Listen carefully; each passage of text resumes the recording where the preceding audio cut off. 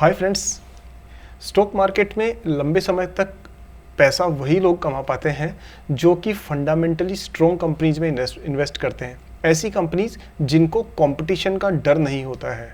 दोस्तों, अगर हम कॉमन इन्वेस्टर्स थोड़ा कॉमन सेंस यूज़ करें और थोड़ी सी ठीक से एनालिसिस करें तो मैं आपको यकीन के साथ कह रहा हूँ कि शेयर मार्केट में प्रॉफिटेबल होना कोई मुश्किल काम नहीं है और आप अच्छे से एक प्रॉफिटेबल इन्वेस्टर बन सकते हैं। हाय फ्रेंड्स, आपका स्वागत है सागरनोमिक्स में। और आज की वीडियो बहुत ही इंपॉर्टेंट है और इन्फॉर्मेटिव होने वाली है क्योंकि आज हम बात करने वाले हैं दोस्तों इकोनॉमिक मोट वाली सबसे बड़ी कंपनीज में से एक जिसका नाम है एशियन पेंट्स। तो वीडियो को लास्ट तक देखिएगा और कुछ नया सीखिएगा क्योंकि इससे आपको प्रॉफिट को बढ़ाने में मदद मिलेगी। और दोस्तों, अगर वीडियो पसंद आए तो लास्ट में लाइक करना मत भूलिएगा। सो सीधे चलते हैं एशियन पेंट्स के चार्ट पर। और यहाँ दोस्तों आप एशियन पेंट का चार्ट आप अपनी स्क्रीन पे देख रहे हैं। तो पहली बात तो ये है कि ये कंपनी एक कॉम्पिटिटिव स्टैंड लेके चल रही है और सबसे अच्छी कंपनीज में से है। और अगर आप प्राइस वाइज देखोगे तो यहाँ पर अपने को क्या दिख रहा है कि दोस्तों ये दो मूविंग एवरेजेस हैं जो कि यहाँ क्रॉस कर रहे हैं। यानी कैंडल स्टिक पैटर्न जो है, कैंडल स्टिक चार्ट्स जो है, उनके नीचे अगर मूविंग एवरेजेस जब भी क्रॉस करते हैं, और कौन से मूविंग एवरेजेस दोस्तों, एक है short term moving average 30 days का और दूसरा है mid term moving average 180 days का। तो जब ये दोनों क्रॉस करते हैं तो इससे बनता है हमेशा एक बाय सिग्नल। तो दोस्तों इस जगह पर कंपनी ने एक ट्रेंड का शुभारंभ किया था और वो था अप ट्रेंड। और आप देख सकते हैं उसके बाद में कंपनी की जो प्राइस है वो लगातार बढ़ती जा रही है। पर अब यहाँ ध्यान देने वाली बात यह है कि ये जो प्राइस चैनल आपके आंखों के सामने भी दिख रहा है दोस्तों, ये वाला, ये यहाँ आकर के ब्रीच हुआ है और ब्रीच होने के बाद में ये डाउन ट्रेंड की तरफ चल पड़ा है। तो दोस्तों अभी ये क्या है, डाउन ट्रेंड पे है। अब लेकिन अच्छी बात ये है दोस्तों कि जो अच्छी कंपनियां होती हैं उनमें हमेशा डाउन ट्रेंड भी अच्छा रहता है क्योंकि हमें गिरती हुई प्राइसेस के बीच में उस कंपनी को खरीदने का मौका मिल जाता है। वरना एशियन पेंट्स बहुत महंगी कंपनी, इसका बहुत महंगा शेयर रहता है, पी रेशियो भी हाई रहता है, पर इसी तरीके का डाउन ट्रेंड हमें चांस देता है ऐसी मजबूत कंपनीज में इन्वेस्ट करने का। तो आपको इसको लेकर के वॉचफुल जरूर रहना चाहिए। अब दोस्तों हम वापस से अगर देखें इसमें तो यहाँ पर आपको बेसिकली करना क्या है कि दोस्तों ये इस जगह पर वॉचफुल रहिएगा और इस प्राइस लेवल को करीब करीब 3100 के नीचे आने पर आप इसको बाय कर सकते हैं। यानी ये थोड़ा दिन और रुक जाए तो 31 भी नहीं तो 3200 का जो ये है ना, इस प्राइस पॉइंट पर अगर ये आती है तो दोस्तों आपको फिर इसको कंसिडर करना चाहिए अपने पोर्टफोलियो के लिए। दूसरी बात ये है कि इसी डाउन ट्रेंड को कंफर्म करता है दोस्तों ये जो चाइकिन इंडिकेटर है, ये ऑसम इंडिकेटर है, वो ऑसम ऑसिलेटर, ये बता रहा है कि ये डाउन ट्रेंड पे चल रही है। आप देख रहे हैं रेड कलर की लाइंस, थोड़े दिनों बाद में आपको ये लाइंस इस तरफ दिखने की संभावना भी आपको बनती हुई दिख रही है। तो इस तरह से आप इसको 3100 से 3200 के बीच में अगर प्राइस आती है तो आप इसको धीरे धीरे छोटी छोटी क्वांटिटीज़ में कंसिडर करना शुरू कर सकते हैं। अब दोस्तों इसके बाद में सीधे चलते हैं हम लोग इसके फंडामेंटल्स पे और देखते हैं कि फंडामेंटल्स क्या कहते हैं। तो दोस्तों अगर आप इसमें देखेंगे तो कंपनी जो है वो, इसकी मार्केट कैप तो बहुत बड़ी है, बहुत ही बड़ी कंपनी है दोस्तों ये, और यहाँ पर 3,20,000 करोड़ की है। और जो मैं आपको कह रहा था कि आपको हमेशा स्ट्रॉन्ग कंपनीज में इन्वेस्ट करना चाहिए, तो उसकी वजह मैं बताता हूँ कि जिसे हम इकोनॉमिक मोट कहते हैं ना दोस्तों, यानी कि वो चीज़ जो कंपनी को औरों से अलग बनाती है। तो दोस्तों ये वो इकोनॉमिक मोट है। आप ये देखिए कि इस कंपनी के पास में क्लियर मोनोपोली है, यानी कि इसकी कंपटीशन जो है किससे है, इससे ठीक नेक्स्ट कंपनी है वो है बर्जर पेंट्स। अब आप ध्यान से देखेंगे तो देखिए कि इसकी मार्केट कैप है 3,20,000 करोड़ रुपए और बर्गर पेंट्स की जो है वो है 68 यानी 68,000 करोड़ रुपए। यानी करीब करीब आप माने तो ये बर्गर पेंट्स इससे लगभग 20% की ही कंपनी है। यानी कि इस कंपनी के पास, एशियन पेंट के पास में बहुत बड़ी मार्केट कैप है, यानी ये नेक्स्ट कंपनी से लगभग 5 गुना बड़ी है। तो दोस्तों इसको कहते हैं इकोनॉमिक मोट। ये वो ताकत होती है कि अगर कोई दूसरा कॉम्पिटिटर जितना चाहे जोर लगा ले, लेकिन इसको पार कर पाना मुश्किल होता है, चाहे वो ब्रांड्स हो, चाहे वो उसके अंदर डिस्ट्रीब्यूशन नेटवर्क हो, कुछ भी हो। तो इस तरह से पहली चीज़ तो ये है कि इसमें इकोनॉमिक मोट है जो इस कंपनी को एक स्पेशल कंपनी बनाती है, वो आप यहाँ पर देख सकते हैं। नेक्स्ट दोस्तों, अगर हम इसको और चीज़ों को देखें तो आप यहाँ देखिए कि इसका प्राइस टू अर्निंग रेशियो जो है वो करीब करीब 68.9 है, जो थोड़ा सा हायर साइड पे है, बट अगेन ये फिर भी मॉडरेट है। क्यों? क्योंकि ये कभी उससे भी बहुत ज़्यादा होता था। तो ये एक बाइंग अपॉर्चुनिटी बनती है, क्योंकि इसमें इस इंडस्ट्री में करीब करीब सभी का, एफएमसीजी इंडस्ट्री है, फास्ट मूविंग कंज्यूमर गुड्स, तो सबका पी रेशियो लगभग हाई ही मिलेगा आपको। लेकिन आप देखिए कि इंडस्ट्री पी रेशियो 61 है, उससे भी इसका पी रेशियो ज़्यादा है। तो अच्छी कंपनीज थोड़ी वैल्यूएशंस एक्सपेंसिव होती है, उनकी बुक वैल्यू 167 रुपीज़ है, उससे थोड़ा सा आप देखोगे तो प्राइस जो है वो ज़्यादा है, अभी 20 गुना है प्राइस टू बुक वैल्यू।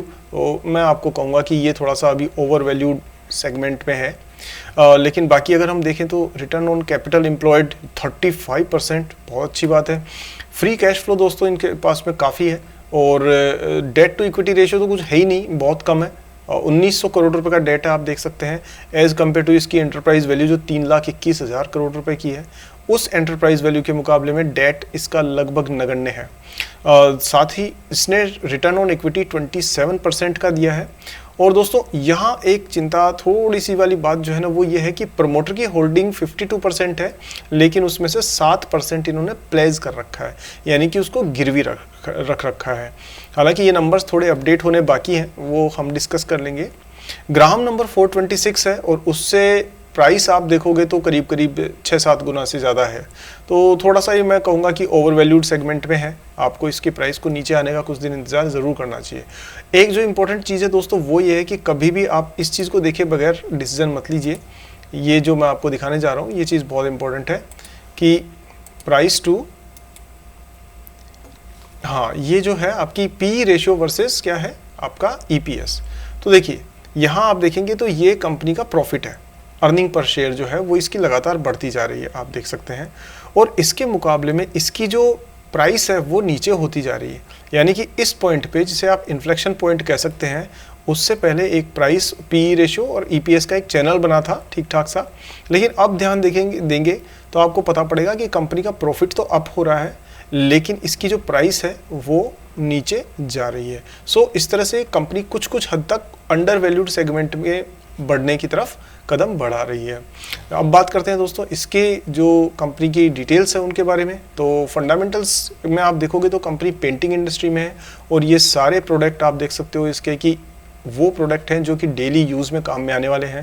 और वैसे भी अब तो दिवाली के आसपास का जो टाइम आएगा उस दौरान आप देखेंगे कंस्ट्रक्शन एक्टिविटीज़ बढ़ेंगी, तो इसके जो प्रोडक्ट हैं खासतौर पे पेंट्स, वो पेंट्स दोस्तों बहुत ज़्यादा सेल इनकी उस दौरान होती है जबकि कंस्ट्रक्शन का सीज़न होता है, बरसात में थोड़ा सा कम होता है। तो आने वाले टाइम में इसकी सेल्स भी बढ़ेगी और इसका प्रॉफिट भी बढ़ेगा, तो हमें इस पे नज़र रखना चाहिए। तो इसके प्रोडक्ट वो हैं जो कि इनकी डिमांड कभी कम नहीं होती है, ये हमेशा बिकने वाले हैं। जैसे आप देखिए वाटर प्रूफिंग का पेंट इन्होंने बना रखा है, और ये पीयू फिनिश है, एक्सटीरियर पेंट हो गया, एंटी इंसेक्ट पेंट। अब दोस्तों इस कंपनी की एक खास बात क्या है कि ये बहुत इनोवेटिव है। इसको इंडिया की one of the most innovative companies में माना जाता है, क्योंकि इसके प्रोडक्ट रेंज में आपको लगभग सब तरह के प्रोडक्ट्स मिलेंगे, और ये हर बार अपने प्रोडक्ट्स को इम्प्रूव करती जाती है। तो ये एक अच्छी कंपनी की निशानी होती है। दूसरा, अगर आप देखेंगे इसके बाद में,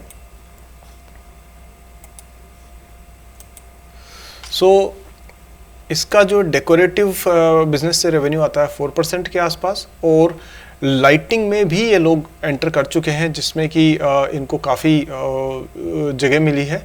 साथ में अगर आप देखेंगे तो इनका किचन एंड बाथ बिजनेस जो है उसमें भी इनकी ग्रोथ आ रही है, और ये कुछ चीज़ें हैं जो इन्होंने अपनी तरफ से इसमें एड-ऑन्स किए हैं। तो एक पेंट कंपनी अगर दूसरी अपनी सब्सिडरी कंपनीज़ में या सब्सिडरी इंडस्ट्रीज़ में जाती है तो वो एक अच्छी बात है। तो इस तरह से दोस्तों ये एक बड़ी ही इनोवेटिव कंपनी है जो कि ग्रास रूट लेवल पे डिस्ट्रीब्यूशन नेटवर्क भी बहुत अच्छा लेके चलती है। और साथ में आप ये देखिए इसकी कंपनी की फुटप्रिंट्स कहाँ है। इसका बिज़नेस आप देखेंगे तो इंडिया के अलावा इसका फिजी तक भी बिज़नेस है।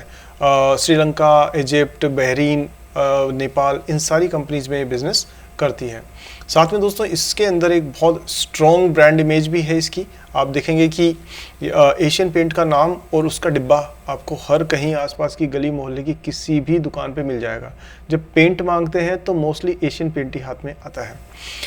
इसके अलावा आप देखिए कि ये इनके फाइनेंशियल्स हैं जिनको हम थोड़ा सा और डिटेल में देखते हैं। तो देखिए दोस्तों,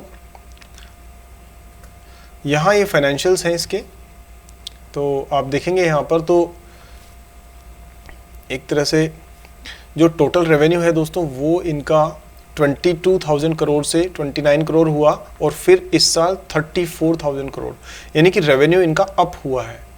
इसके अलावा अगर आप एबिटा के बारे में बात करेंगे तो एबिटा यहाँ थोड़ा प्रेशर था, यानी 21 से 22 में थोड़ा सा कम हुआ था, लेकिन उसके बाद में करीब 20% का जंप है। आप ये देखिए 5,000 करोड़ से और करीब 6,000 करोड़ के आसपास, तो 20% अप है। अब दोस्तों ध्यान देने वाली बात ये है, इस चीज़ से हम ये सीख सकते हैं कि कंपनी की सेल जो है वो जो बढ़ रही है उसके मुकाबले में यहाँ पर प्रॉफिट कम हो रहा था, लेकिन अब जो सेल बढ़ी है उसके मुकाबले में प्रॉफिट बहुत ज़्यादा बढ़ा है। ध्यान दीजिए, यहाँ सेल है 29,000 करोड़ और फिर हो गई है 34,000 करोड़, यानी सिर्फ 5,000 करोड़ बढ़ी है sale on the basis of से 30,000 करोड़ की, यानी कि करीब 1/6। तो मैं कहूँगा कि 12-13% के आसपास जो है इसकी सेल बढ़ी थी, लेकिन प्रॉफिट बढ़ गया इसका 20%। इसका मतलब कंपनी ने अपने एक्सपेंसेस को कम किया है और अपने बिजनेस ऑपरेशंस को इम्प्रूव किया है। साथ में अगर आप इसमें बाकी रेशियोज देखोगे तो नेट इनकम वगैरह ये सारे अच्छे रेशियोज है। ईपीएस देखोगे तो यहाँ 31 रुपये था, अब यहाँ पर 42 रुपीज़ हो गए, यानी कंपनी मुनाफा कमाना अच्छे से कंटिन्यू कर रही है। तो चाहे कंपनी की सेल आपको इतनी ग्रोथ होती हुई नज़र नहीं आए, लेकिन इसका फिर भी प्रॉफिट आपको अच्छा ही दिखेगा। साथ में बात करते हैं कैश फ्लो की। तो दोस्तों कैश फ्लो में अगर आप ये देखोगे तो इनका कैश फ्लो लगातार यहाँ से बढ़ रहा है। थोड़ा सा बीच में प्रॉब्लम था कि ये 21 में यहाँ पे देखेंगे नेट चेंज इन कैश, तो कैश कितना हुआ था इनका 24,000 से और नेगेटिव हो गया था। लेकिन इससे ज़्यादा अच्छा जो दोस्तों इसका इंडिकेटर होता है वो होता है आपका फ्री कैश फ्लो का।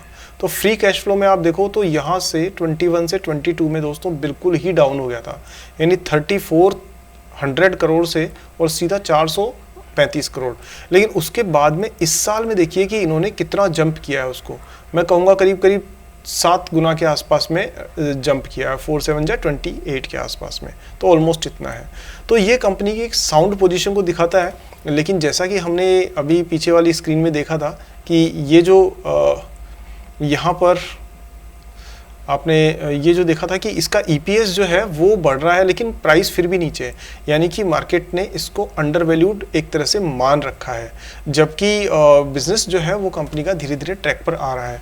सो दोस्तों इस तरह से मैं आपको ये कहूँगा कि इस कंपनी को आपको थोड़े दिनों तक वेट एंड वॉच करना चाहिए। इसकी शेयर होल्डिंग 48% के आसपास की जो है वो ठीक है, उसमें कोई ऐसी समस्या वाली बात नहीं है। हालांकि शेयर होल्डिंग थोड़ी सी और अच्छी रहे, 50% से ऊपर शेयर होल्डिंग हो तो ज़्यादा अच्छा रहता है, क्योंकि फिर कंपनी के पास कंट्रोलिंग स्टॉक रहता है, स्टेक रहता है, यानी कि ये क्या कर सकते हैं, अपना डिसीजन अपने हिसाब से ले सकते हैं।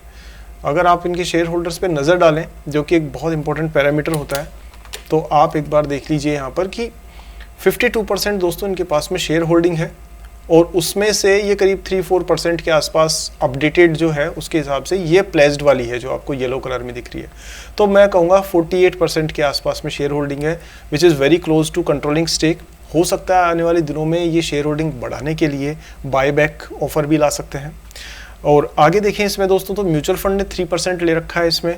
देखिए म्यूचुअल फंड जब भी कहीं इन्वेस्ट करते हैं तो वो हमेशा सोच समझ के इन्वेस्ट करते हैं, तो वो एक प्लस पॉइंट होता है। अब यहाँ देखेंगे तो म्यूचुअल फंड की जो ये होल्डिंग है वो बढ़ती जा रही है, करीब यहाँ से ये 3.18% से शुरू हुए थे और ये 3.55% तक आ गए। डोमेस्टिक जो इन्वेस्टर है उन्होंने 6.5% इसमें पैसा लगा रखा है, 6.5%। और ये है दोस्तों की एक खास बात कि आप देखिए 17% से ज़्यादा इनके पास में फॉरेन इन्वेस्टर्स का पैसा इस स्टॉक में लगा हुआ है। अब यहाँ देखने वाली बात यह है कि जो फॉरेन इन्वेस्टर्स हैं जिन्हें हम FIIs कहते हैं दोस्तों, वो बड़े बड़े ग्रुप्स होते हैं और उनके पास रिसर्च की बहुत बड़ी टीम्स और टूल्स होते हैं। तो अगर वो कहीं पर इन्वेस्ट करते हैं और काफ़ी समय तक बड़े स्टेक को खरीदते हैं तो दोस्तों वो कंपनी का सॉलिड होने का एक रीज़न होता है, अदरवाइज़ वो पैसा उसमें नहीं डालते। तो हम जैसे इन्वेस्टर्स को, जिनके पास में कि इतने टूल्स, इतने सॉफ्टवेयर, इतनी नॉलेज, इतना टाइम, इतनी रिसर्च, वो अगर उसकी कैपेबिलिटी नहीं होती है, तो एफआईआईज़ का ट्रेंड समझ करके हम उन स्टॉक्स में धीरे धीरे कंसिस्टेंटली इन्वेस्ट कर सकते हैं। एक चीज़ ये देखिए दोस्तों कि इसके बाद में अगर आप ये देखेंगे तो यहाँ पर रिटेल इन्वेस्टर्स के पास में भी इसका करीब करीब 19.85 20% के आसपास में इसकी शेयर होल्डिंग है, तो वो एक तरह से ठीक है।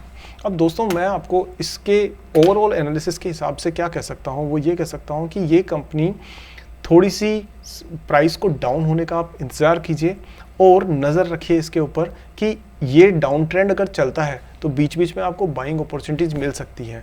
तो देखिए ये वीडियो जो है उसका पर्पज़ बिल्कुल भी आपको बाइंग और सेलिंग के लिए कुछ बताना नहीं है, कोई रिकमेंडेशन नहीं दे रहे हैं, क्योंकि हम चाहते हैं कि आप कुछ नया सीख करके अपना इन्वेस्टमेंट डिसीजन खुद लें। पर मैं आपको ये कहूँगा कि इस पर नज़र रखें, अगर ये धीरे धीरे आपके प्राइस कम होती है तो दोस्तों बहुत स्ट्रॉन्ग, फंडामेंटली स्ट्रॉन्ग और काफ़ी ज़बरदस्त इकोनॉमिक मोट वाली कंपनी होने की वजह से आप धीरे धीरे इसमें अपना पोर्टफोलियो में कंसिडर कर सकते हैं। उम्मीद करता हूं दोस्तों कि आज की दी गई जानकारी से आपको एक क्लैरिटी मिली होगी, आपको ये समझ में आया होगा कि किस तरीके की कंपनीज़ में इन्वेस्ट करने से हमें प्रॉफिट होता है। और यकीन मानिए अच्छी कंपनीज़ में अगर आप अपना इन्वेस्टमेंट रखेंगे तो आने वाले टाइम में आप काफ़ी अच्छे रिटर्न कमाने की भी पूरे चांसेस आपके बनते हैं। दोस्तों इस वीडियो में अगर आपका कोई सवाल है इस वीडियो से रिलेटेड तो आप इसमें ज़रूर मुझे कमेंट सेक्शन में पूछिए और इस वीडियो को लाइक कीजिए, उससे हमारा भी उत्साह बढ़ता है और YouTube भी अच्छी नॉलेज को आगे तक पहुंचाता है। इस वीडियो को अपने दोस्तों के साथ में शेयर भी कीजिए और चैनल अगर सब्सक्राइब नहीं किया है तो अभी कर दीजिए और बेल आइकन को ऑन कर दीजिए। इसी तरह से दोस्तों आगे आने वाले दिनों में हम एक और वीडियो लेकर के आने वाले हैं। तब तक हैप्पी इन्वेस्टिंग, जय हिंद।